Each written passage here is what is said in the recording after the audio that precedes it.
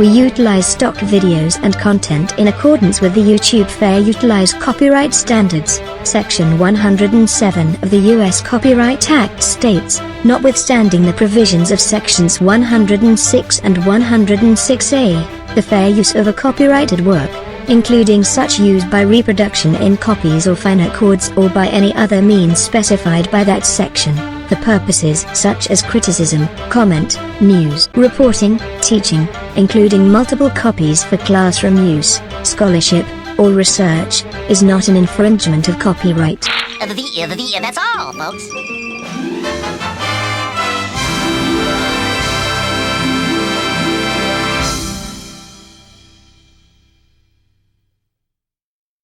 You know, sometimes I swear I lose my own head if it wasn't stored in a hole filled with Spanish moss and peat soil. By the way, a sorcerer's advice, if you're looking for that perfect style of wood for wand casting, birch wood is the best. Buried in a small case filled with peat moss soil and a lodestone tied to the end you plan to place your crystal. Oh, that's right, I never got a chance to explain the ways of making wands. It's quite simple. Something personal to bind you to the wand, something with your spiritual impression imprinted on it, and wrap it inside the handle grip. Tie a lodestone to the other end and bury it in the soil within a small container just big enough to fit the wand and cover it in the soil. Then, bury it for 1 month or a full lunar cycle. The science behind it is that between the Schumann resonance emanating from the Earth and the lunar energies as they gradually progress through its full cycle, combined with the magnetic effect that occurs when electrical impulses are run through a lodestone, as well as your spiritual energy and the centralized area of the object, that the combined effects create a naturally forged object capable of transitioning and transmitting your magic spells through it by the natural process of earth forging, using the elements of the earth rather than the methods of the Bronze Age and smelting metals. It was the way of the world back before the craft of blacksmiths were even a concept. This method is used and adaptable to many other similar methods of magic and its various arts. Forging and imbuing magical swords, amulets, rings and even armor can all be done through adapting this method to each one. Usually this craft goes into the binding and drawing of energies to fuel your sorcery. Some drew from the sun. Some drew from the earth. Some drew from consuming others' souls.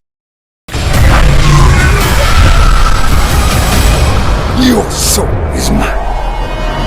However, we are an order that does not draw our power from anything other than what we ourselves generate, so we can kind of skip over this subject aside from making personal notes in case we encounter others that use this method. Now for the most important warning. The necessity of cleansing your body and life force after the use of magic. This must be done as often as possible, depending on how much magic you use. In a time of war, and magic must be used on a constant basis, sometimes multiple spells for days at a time. For those types of scenarios, it's best to cleanse your entire being, body, mind, soul, spirit and life essence at least once every few days. In a time of peace, uneventful and moderate use in the pursuit of wisdom, then I would suggest once a week. You see, the problem has been noted and studied thoroughly by the mystical community, and that because of the mystic ether within us and the crossing from immaterial to the material of our living bodies, there is a residual trace of coagulated energy that gathers at a subatomic level. Over time, this coagulated energy will begin to form in certain regions of the body, concentrated in those areas until they begin to form into what has been known as a witch's wart. If you cleanse yourself and your energy regularly, setting everything back into balance as it was before you began casting so much magic, then the warts will not form. However, if they do, they can become quite painful and surface in areas below the skin or around nerve centers, which is excruciating, or even separate joints if not treated properly. That is why I am the angel who is noted for his multi-hue colored wings, because they serve a purpose that is more than just angelic. Each color is assigned to a binaural sound wave level within my life essence. The full aspect of my wings capable of reaching every part of my being, cleansing and keeping me pure. You can build upon my idea and forge your own unique style of. Now, in the last video I had explained that God's presence at the beginning of creation had become a part of the formation of the universe. This factor is the reason why Jesus was chosen to be the Son of God. because his birth and death was known throughout human history, which was exactly what God needed to free himself of the entanglement. And so the Word came to earth to be born in the flesh of man, a mortal. Not a god on earth, or a sorcerer, or anything other than a mortal man, for that was what God needed from him. So upon his conception the light of God was placed within Mary, and upon his birth he slept within Jesus, and when he died God was free of the confines of his flesh and able to return to his place in the heavens without it pulling the threads of existence loose and destroying existence.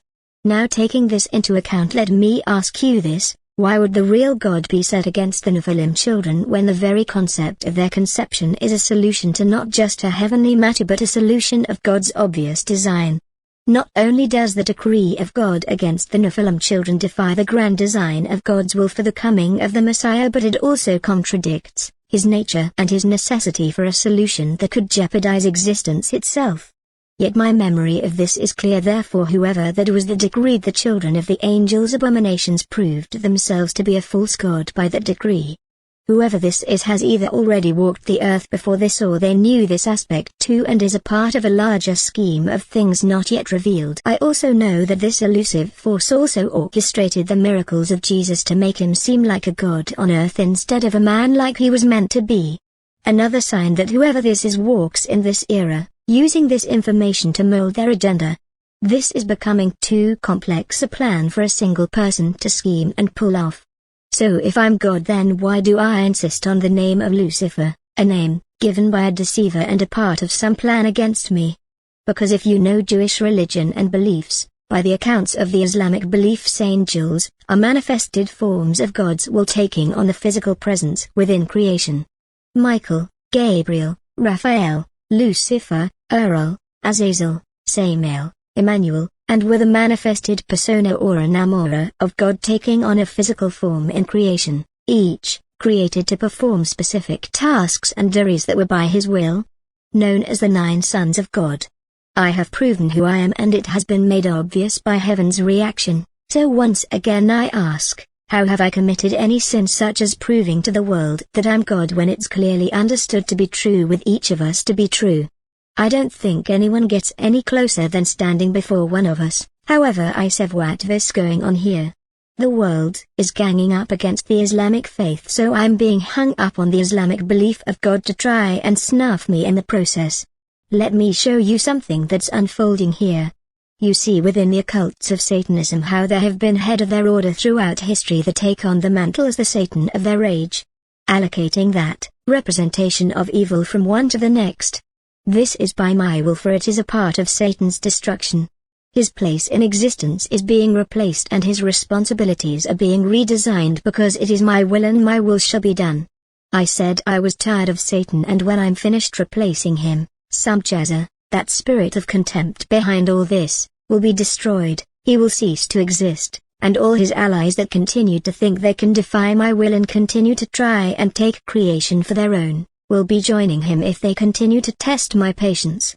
Yes, I am the wrathful, vengeful, enamorer of God, and I have little patience for such arrogant behavior. But back to what I was saying, the issue of Jesus is also why this world has not been destroyed. Many times this world has come close to total destruction. 594 AD for example, 65 million years ago is another, 220 million years ago is another, 76,000 years ago as well. All catastrophic events that should have ended this world but didn't. In fact, if there were an alien species viewing this with technology capable of time travel, they should make note of these events, because if this world had met its destruction before this point when I came here as I am now, then the universe would not have existed by this time. 75,000 years ago there was an ice age that completely covered this world almost. Ice is heavier and denser than water. The increased mass of so much ice, even for a short period of time, should have thrown this planet off its orbital alignment and off into space, if not out of the inhabitable region away from the sun that we travel in today. 220 million years ago there was a field of cosmic radiation, the same field of radiation we have been traveling through since 2009, but it has greatly dissipated since then. When we passed through it before, it caused a destabilization of the tectonic crust that caused a major shift in the continental surface, causing the one large continent region, they called Pangaea, to break apart and sink to the ocean's bottom. Many regions that are on the surface today were not before this incident. One region in particular is a region just off the coast of Antarctica at the bottom of the ocean. A plateau that is called the Arulu Plains. Not in Australia but on the ocean floor near Antarctica, as I am showing on this map. Conveniently, the internet has been blocked from showing any images of that area, as the US and other world leaders are currently trying to seize control of yet another piece of alien technology. Man, are they in for uncomfortable surprise when they learn that I already know that the Antarctica Joint Alliance was a smokescreen to hide the fact that those alien vessels that were spotted supposedly were launched from the S9 Groomer Lake facility beneath the ocean near Santa Monica. They haven't completed the reverse engineering on them yet. That's why they dove underwater and disappeared instead of up into space. Still, slipstream jumps within your own atmosphere is just stupid. I knew it was the truth when I was challenged and I said I had an advantage they weren't counting on from another world, and suddenly, after all that, back up to my stand against China and Russia even, I had no one to back me up. So let me put this on blast for the public to realize. Please, sir, do not interrupt my chain of thought. I'm a busy Martian. Some conspiracy theorists and UFO enthusiasts believe that the Vatican has been hiding evidence of alien civilizations and their advanced technologies for centuries, keeping this knowledge secret from the public. According to these theories, the Vatican's extensive collection of ancient artifacts and manuscripts may include items of extraterrestrial origin, such as advanced technological devices, spacecraft remnants, or even the remains of alien beings. Proponents of this idea suggest that the Church has been aware of extraterrestrial life for a long time and has chosen to suppress this information to maintain its power and control over the masses. Some of the most persistent rumors involve the Vatican's alleged possession of advanced energy devices, anti-gravity technology, and even time travel capabilities that have been reverse-engineered from alien artifacts. These claims often cite the Vatican's strict control over access to its archive. Oh, drat these computers. They're so naughty and so complex. I could pinch them. Now back on topic. There was more to Jesus' destiny than what I had intended for him. He suffered and became an idol of worship to man because of this, and there is someone to blame for this. You people of this era, who are reading or hearing these words right now.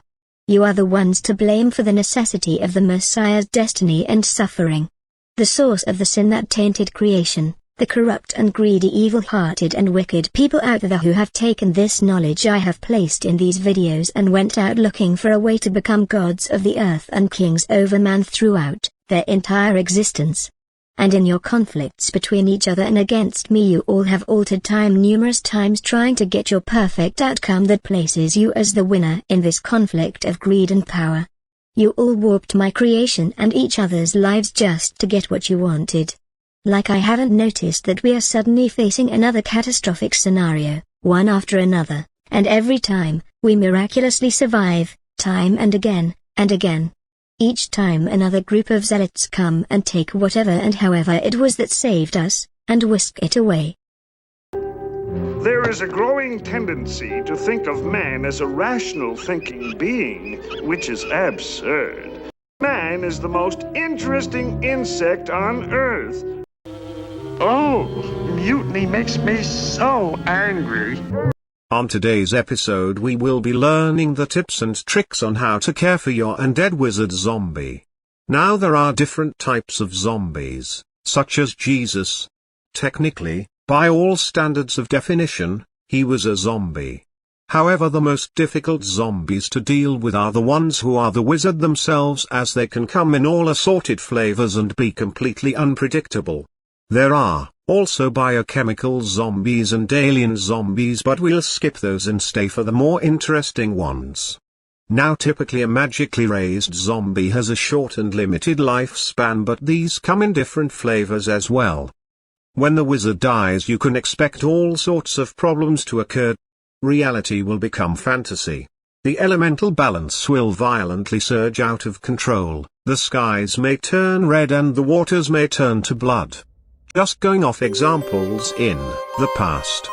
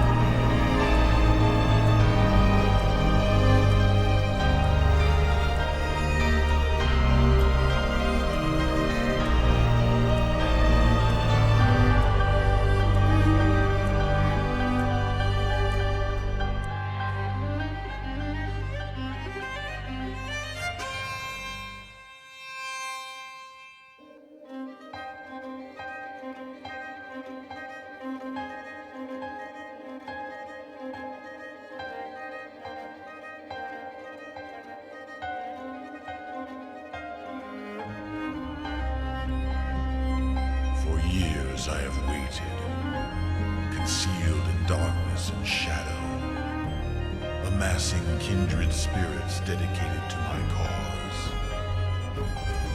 10 long years, haunted by one fateful memory, a grim recollection upon which I have focused my wrath and vengeance, giving me strength anew. The strength I require to rise from the ashes of the past, reborn as a creature of the night.